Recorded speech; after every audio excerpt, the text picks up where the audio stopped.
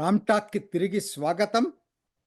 నిన్న పహల్గాం అమరవీరులకు సంతాపం, బాధితులకు సంతాపం తెలుపుతూ పవన్ కళ్యాణ్ మాట్లాడినటువంటి ప్రసంగం నిజంగా నాకు చాలా ఆకట్టుకుంది.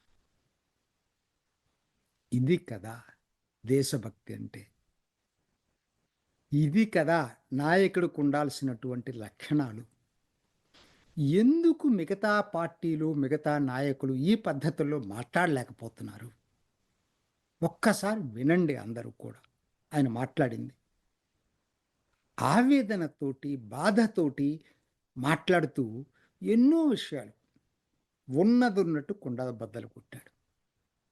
సహజంగా రాజకీయ పార్టీలు ఓటు బ్యాంకు రాజకీయాలు చేసేటప్పుడు ఇలా మాట్లాడటానికి జంకుతాయి.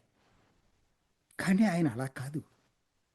పేరుకు ప్రాంతీయ పార్టీ, జాతీయ పార్టీలని చెప్పుకునే వాటికన్నా కూడా అద్భుతమైనటువంటి జాతీయ భావాలున్నటువంటి పార్టీగా ముద్రపడింది ఇప్పుడు. దాని ట్రాక్ రికార్డ్ తెలుస్తా ఉంది. మనం చెప్పాల్సిన పని లేదు.